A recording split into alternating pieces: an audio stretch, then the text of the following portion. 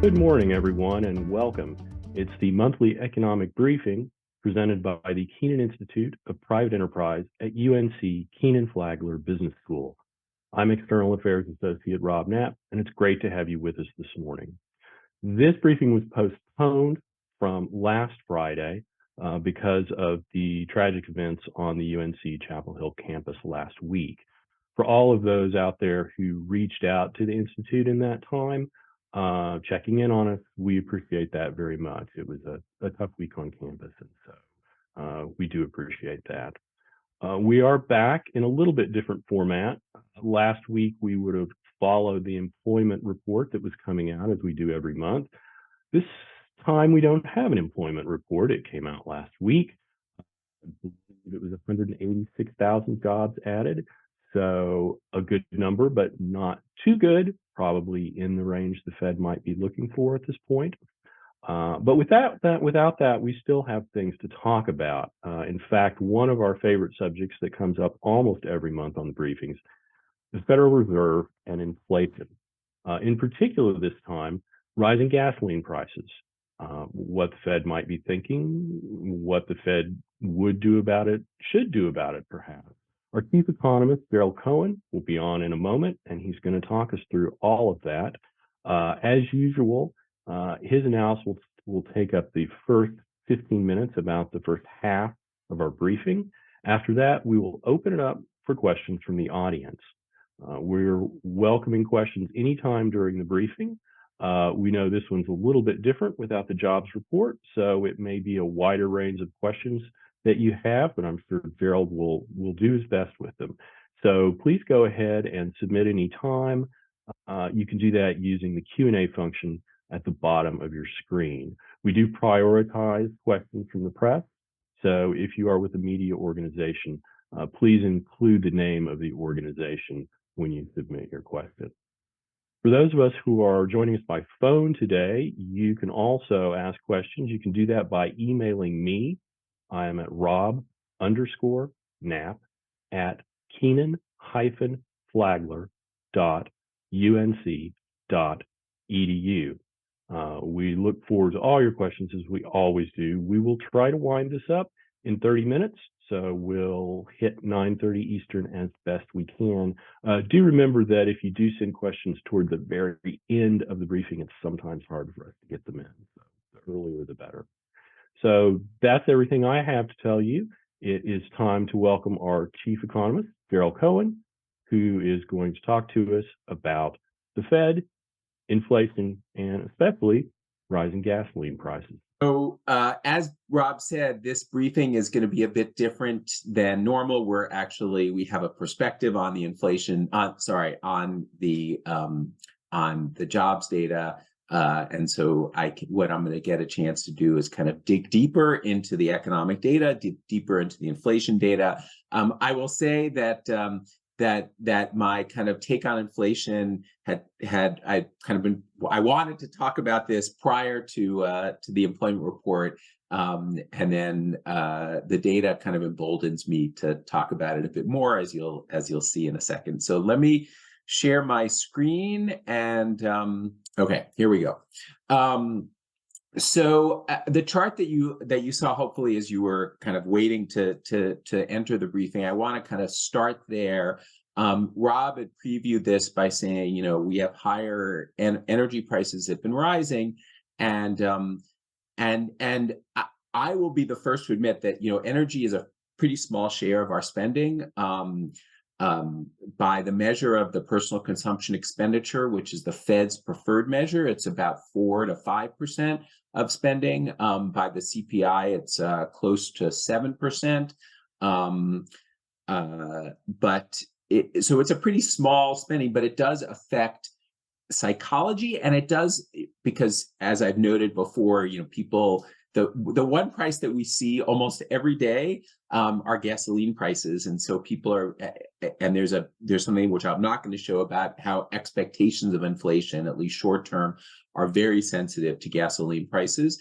But what I want to focus on here is in this chart is to illustrate that while it's a small piece, what the wiggles and waggles of energy inflation, and particularly gasoline prices, drive a lot of the volatility of inflation, overall inflation. So the blue line is the year-on-year change in retail gasoline prices. The orange line is overall headline inflation, and you can see that number in red, the R equals 0.74. That's the correlation coefficient. So there's a 74% correlation between the changes in gasoline prices and the changes in overall inflation. That's a very high correlation. If you find that, people are looking for these correlations to, drive here. If you find that somewhere, I'd be very, very, it's a good bet that that this is an important relationship. And so this creates a challenge for the Fed because the inflation numbers that we're seeing in orange are as of July. The blip back up that you're seeing in gasoline prices is as of August. And so this implies that inflation the headline number is likely to pick up. And so the Fed has been saying, look, inflation is coming down. We don't have, we have to be less concerned. And suddenly, because they kind of focus on the headline number, that's their official target of 2% is on the headline number. And they've taken advantage of the fact that lower energy prices have driven inflation lower. Now this is going in reverse, which is a big challenge for the Fed. And by the way, for those of you that want to follow it, this is a monthly relationship that I'm showing, but the latest gasoline prices are showing an even greater increase on a weekly basis between the last week and the same week a year ago. And so if I showed you this on a weekly basis, I couldn't show you that correlation coefficient, but you'd note that inflation is still rising, pushing headline inflation higher. So this I think is a big challenge for the Fed. So now let me just turn to show you, okay, so you could say, so the Fed focuses on core inflation, which is exactly what I would tell you, or should focus on core inflation. So core inflation is rising around 4%. And that's the orange line. Unfortunately, I switched line colors in the middle of these two, between these two charts. So if you want to say, well, what's underlying inflation if you take out the wiggles and waggles of food and energy prices, which tend to be very volatile, well, that's 4%. That's 2 percentage points above the Fed's target. And so now they can't focus on or have a problem focusing on headline inflation because it's now rising again. And so they could turn back to core, but then you have to say, well, core's still meaningfully above the target. It's come down, but it's just come down less. So now if we then look at, well, let's see what's driving inflation outside of food and energy prices. And one of the key things that we think about, and this comes from the employment report, are wages. And so, the biggest input to employment, the biggest input to costs for firms are employees. We're much more, it's a service-based, it's a knowledge-based economy. Even if you think about manufacturing, which has a very, big capital, based on machines and software.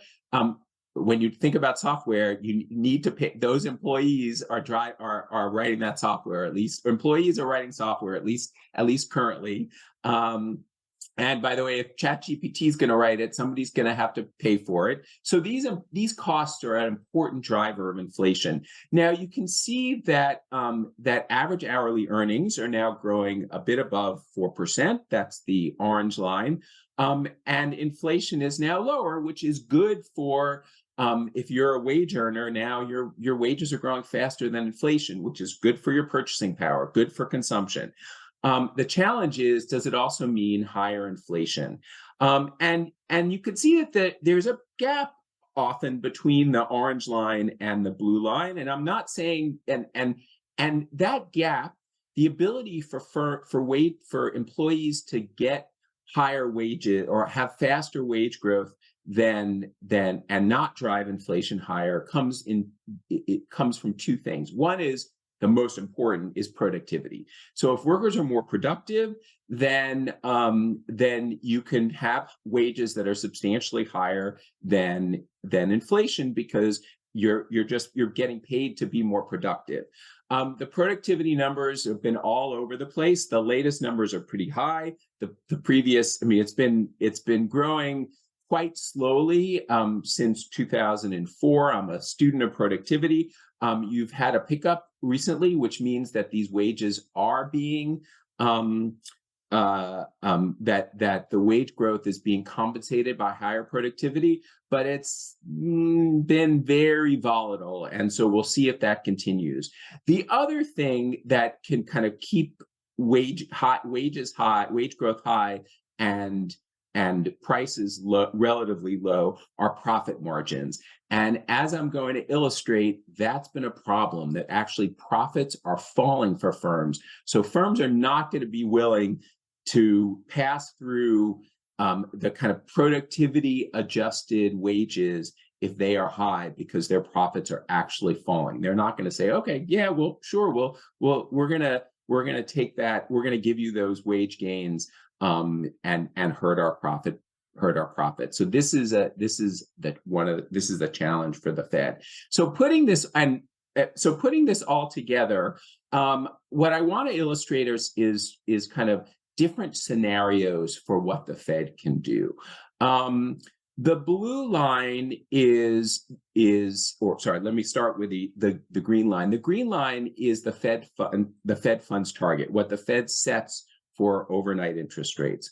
The blue line is a model that I've created based on famous John Taylor had this Taylor rule that is a model of what the Fed does based on what's happening to economic activity and what's happening to inflation. And as you can see, it's not perfect, but it comes pretty close to predicting what the Fed is going to be doing. You're going to notice outliers in 2000, when the largest outliers occurred when the Fed basically went to zero, and then they couldn't lower rates to negative numbers. And so what they did is they expanded those balance sheets. So the gap in 2008 is basically where the Fed used the balance sheet instead of lowering interest rates. And the same is true in 2020. And then you see the big positive gap, meaning where the model is saying that the Fed should have raised rates, which is in some respects the problem that we're facing now, that the Fed didn't raise rates quickly enough because they thought that the inflation was going to be transient, and thus the challenge that we have. Inflation has not been transient, and it's taken a lot longer for inflation to come down than the Fed expected. So what this blue line, though, as you note right here where we have the dotted line, is that suddenly the forecast of this model has crossed where the Fed is. And so the blue forecast part is, if I take the Fed's own expectations of inflation, that they put out a forecast of inflation and economic activity, and I take that and I put that in the model, and it says, okay, Fed funds rate has roughly peaked, maybe another tightening. It's kind of, and then it's actually likely to head lower over the next year, or it's going to head lower over the next year if you take their forecast. The red line is actually when they talk about their forecast, they say, well, here's what we think the Fed is going to do. And this is the median forecast of all 20 FOMC members. It's the governors plus the Fed presidents. And that's the median forecast. So, depending on which forecast you believe, it can be higher or lower, but I'm just taking the median forecast of what they said the Fed is likely to do. This is now as of July, and later this month they'll release another forecast.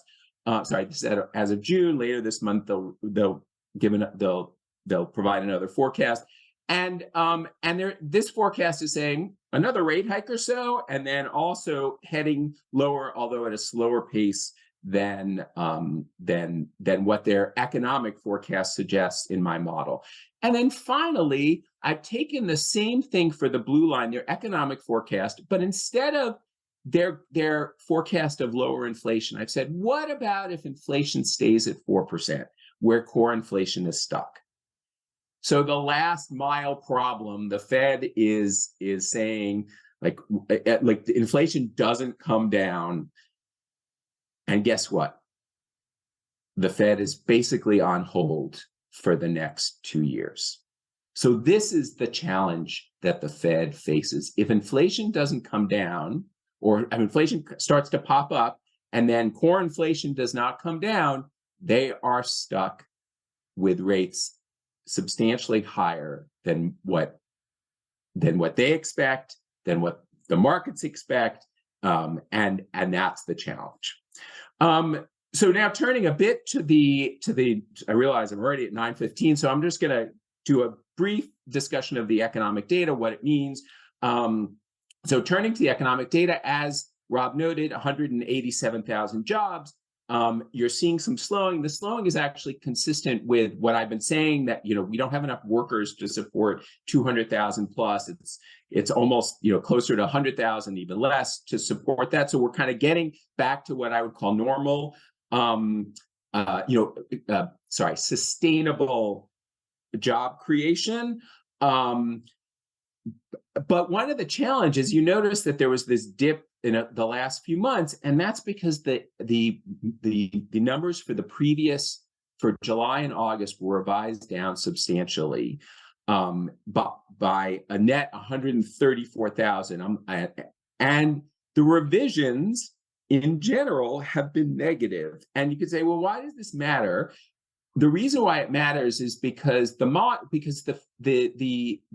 Bureau of Labor Statistics is using some estimates for their job numbers, but then they come in, and those estimates tend to be cyclical. So as the economy's good, they tend to first underestimate. As the economy goes from recession to expansion, they tend to underestimate job creation.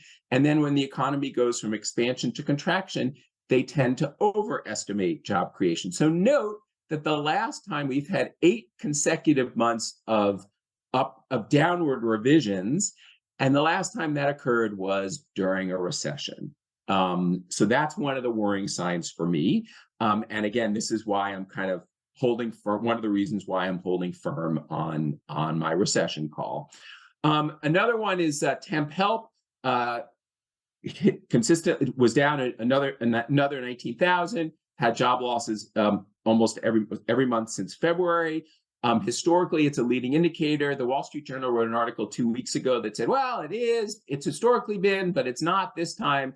And I wasn't convinced that this time is really different. But I'm happy to be convinced otherwise.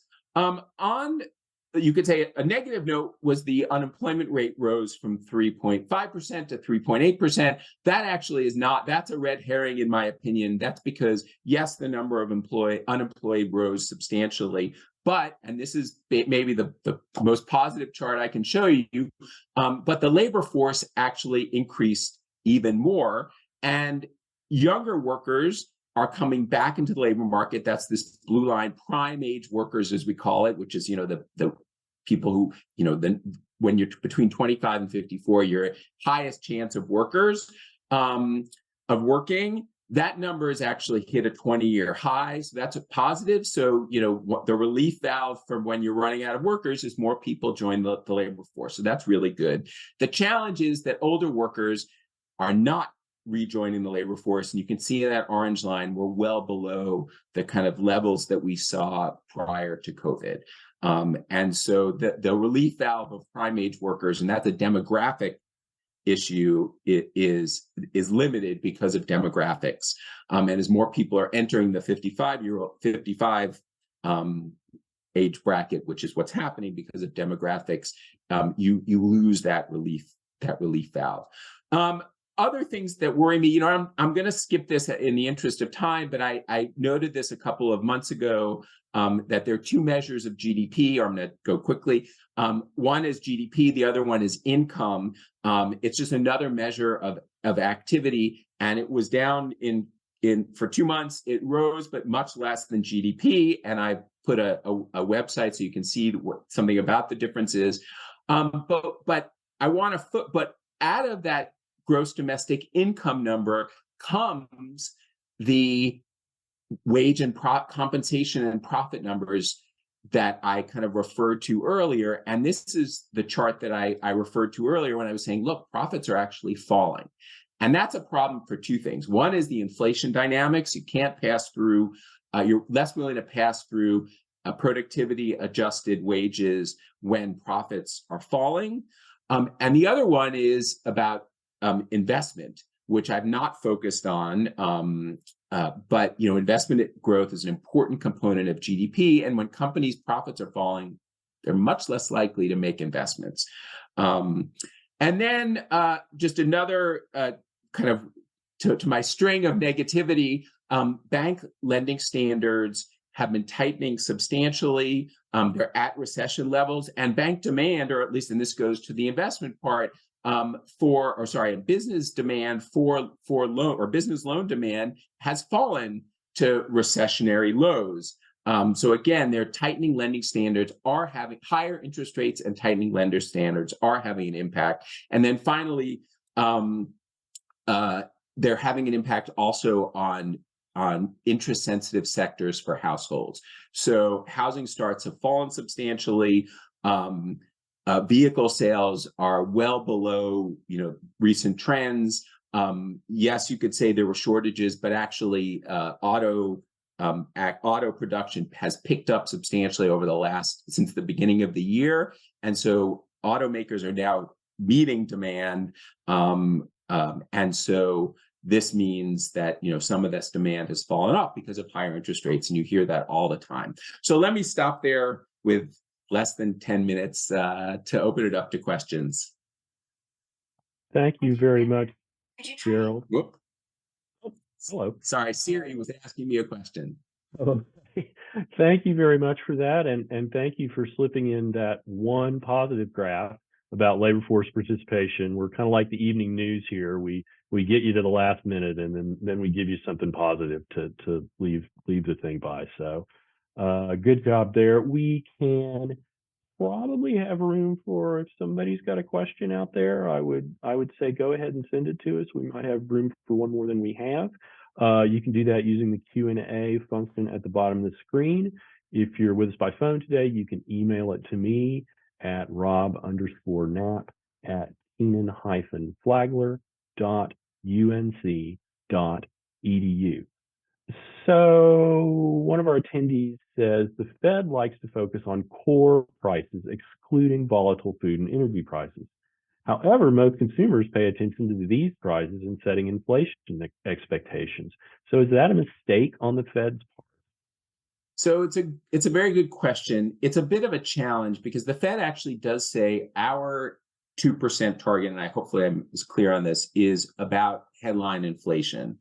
But because food and energy prices are so volatile, as I illustrated, and they tend to drive the wiggles and waggles of headline inflation, the Fed both kind of says, well, we look at it, but if you're giving me if I want to make a forecast of inflation, I'm going to take out those wiggles and waggles, because they, what goes up in gasoline prices will go up and then they'll come down. And so when they're forecasting, they you tend to, or maybe I shouldn't say they, well, I was there, but I'm saying when I forecast, I tend to focus most on the core numbers and say, well, then I'll look at markets and see what's happening in those other prices. But at some point you're going to say, well, they're going to kind of come in line with what's going on with core prices, unless there's, some big shock, Ukraine, and you could say there's always a shock.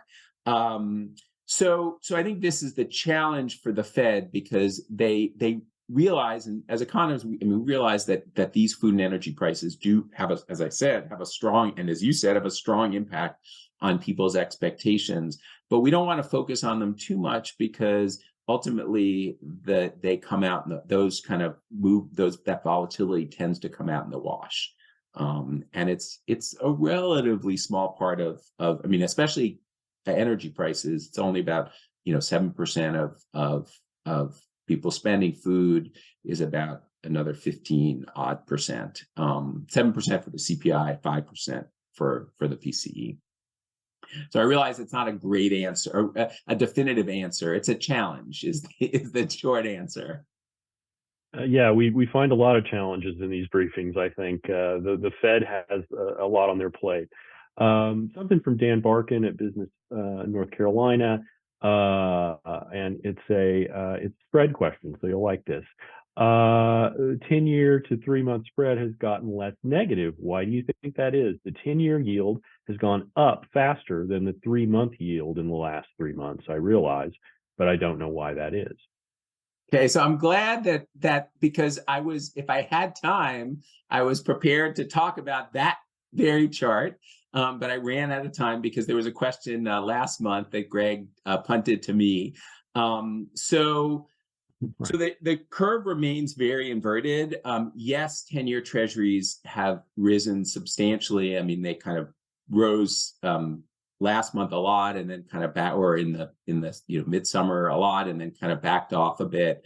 And I think that this illustrates a bit of the challenge of people saying, well, is the Fed stopping? Is the Fed not stopping? The 10-year treasury, because it's essentially what people think about, the Fed for the next 10 years, people tend to weigh near-term behavior. One of the reasons why the 10-year treasuries have backed up is because they're saying, wait a second, this inflation may be higher for longer.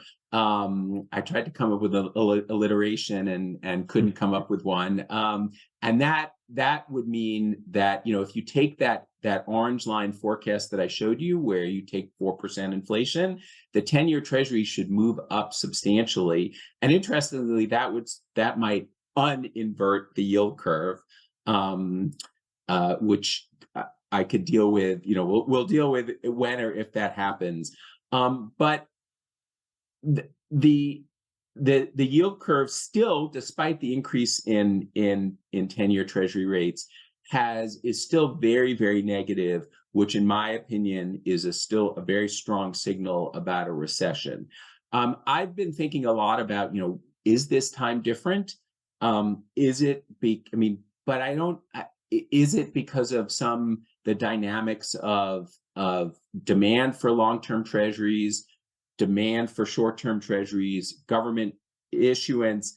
None of these things point to something different. In fact, given the debt levels that we have, given the impact of higher interest rates on our debt, because basically, it's costing the federal government a lot more, so we're going to actually have to issue more debt to pay for it.